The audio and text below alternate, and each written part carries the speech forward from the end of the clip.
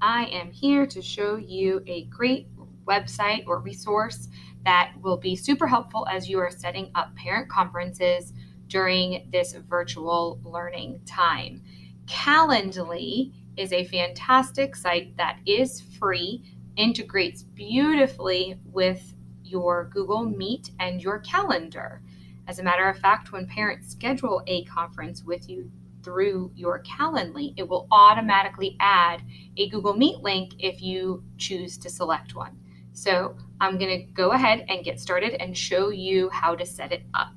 The first thing you're going to want to do is go to calendly.com, calendly.com, and you're going to click sign up. You may have to enter your email address here. I'm going to use my personal for this right now because I've already set it up, and then I'll show you what it looks like. So you'll click get started, and it's probably going to recognize that you have a Google account, and you're just going to click sign up with Google. You're going to tell it yes, it is allowed to see, edit, and share your calendar. So click allow. And then you will be signed in. Right here, you get to create your own Calendly URL. So right here is what you would actually send to parents, calendly.com / and then whatever you choose would be right here. And if it's not available, it'll tell you. You can only use lowercase letters and numbers. Or you could click to set this up later. Here's how it works. It's going to ask you which calendars you want it to check for conflicts and which calendar you want it to add events to. This should either say my calendar or it should say your email address. So mine probably says ddupree@richland2.org. You can also, again, set up later. Here's where you're going to set your availabilities. This is not all of the times your parents can book you. This is just your working hours. And again, you can break this down into intervals later, and I'll show you how to do that. So you just want to set this up for what the earliest time is that somebody could book you and what your working hours, okay? Don't worry about what these say. I promise you won't be held to these, and you do want to keep it Monday through Friday. Then it's going to ask you what your role is. Just click education and click finish. Once you click finish, it's going to take you here, and it's going to give you this get started guide. You can get rid of that, and it's going to automatically default you to 3 different types of meetings, okay? You're probably only going to be keeping your parent conferences to about 15 or 30 minutes, so decide which one you want it to be.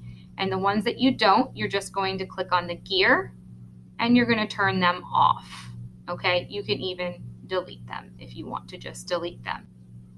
All right, so now in my Richland 2 one, you can see I've already got mine set up so that way I can have 15 or 30-minute conferences with teachers, but you are going to want to set this up as parent conferences. You can choose to just choose the 15 or the 30 minutes, or maybe you want to create a different event, and maybe we'll just create one that's 20 minutes. So over here, I clicked on add new event type. And this would be a one-on-one unless you're asking multiple people to meet with you at one time. But we're going to click with a one-on-one and click create. Event name, we're going to call this parent conferences. Here's the important part, the location. This is where you want to choose Google Meet. By choosing Google Meet, it's going to automatically add a Meet link to that calendar invitation for you and the parent. It's also going to email that Meet link to the parents and you as well. This is a calendar Meet link made through Google Calendar, so we don't want our students using this because then they can go back and use those links. Here is where you would put any description or instructions about the event that you're creating. So here we would say,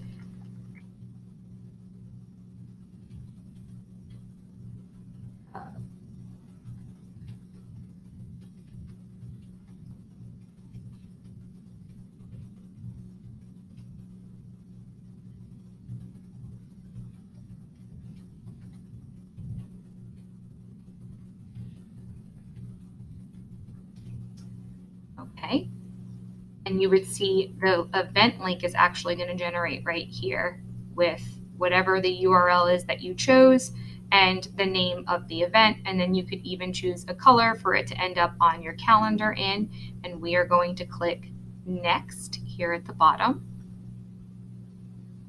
All right, so now we have the event duration, 15, 30, 40, 45, 60. You could click custom. We'll go ahead and make this one a 20-minute meet. Events can be scheduled over the 60 calendar days. This would be if you wanted it to be a specific date range. So if we had parent conferences set up for just a specific amount of days, we would go ahead and click those and then click apply. Your time zone is going to say the same.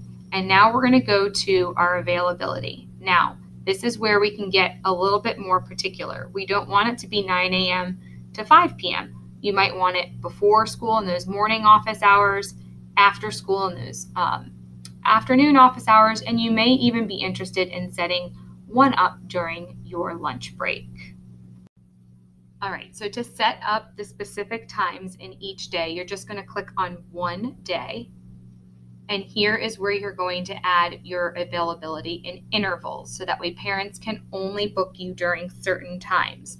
So let's say the first block we wanted it to be 7:45 to 8:30 a.m. Okay, then we would add another interval, and let's say that you also want to be available during lunch. So we'll say, well, it would help if I did that correctly, 11:30 a.m. to, let's say, 12:05. Just give yourself a buffer. And then you're going to put that last one would be 2:30 p.m. to 3:30 p.m. And then, of course, if you had a planning time, you could also put that in there if you wanted to.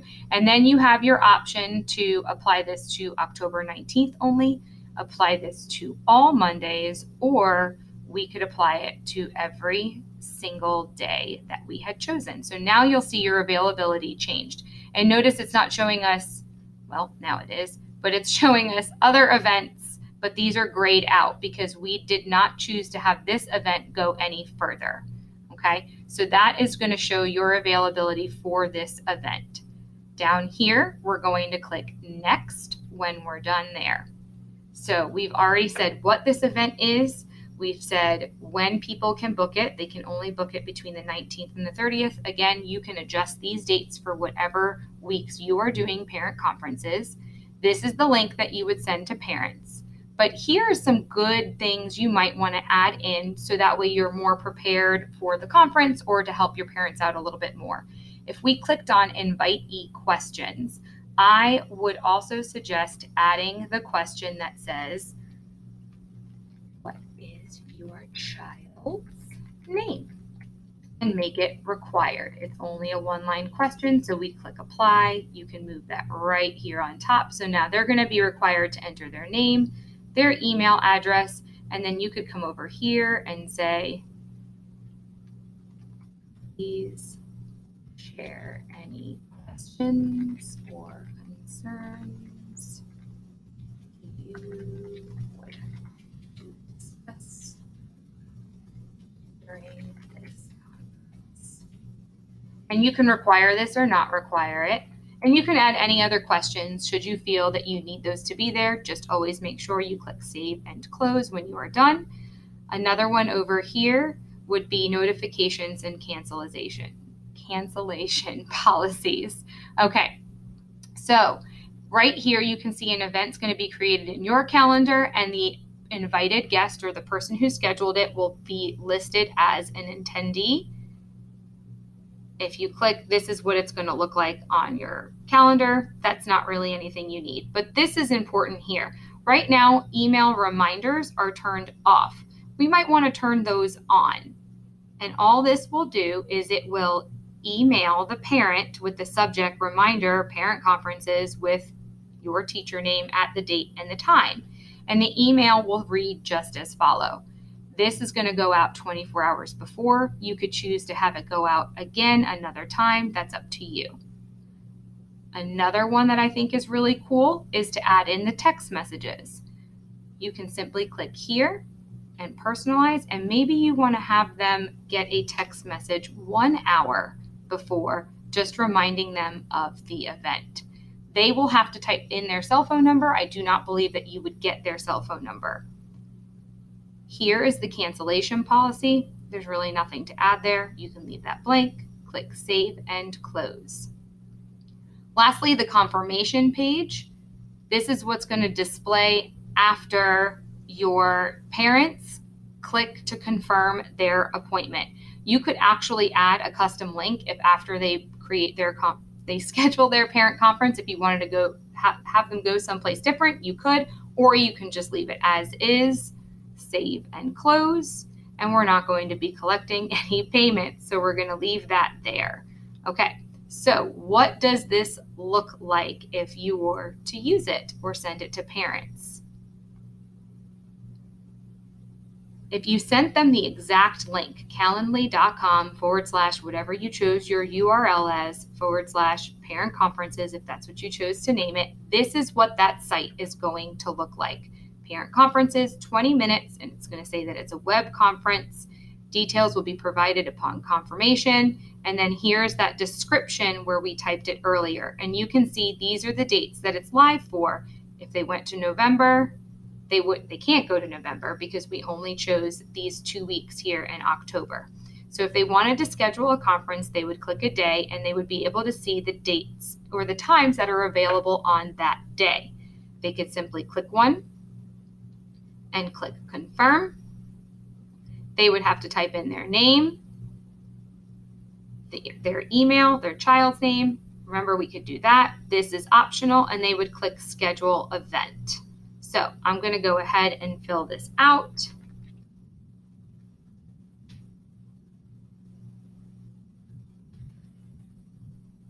We'll just go ahead and use the fake one.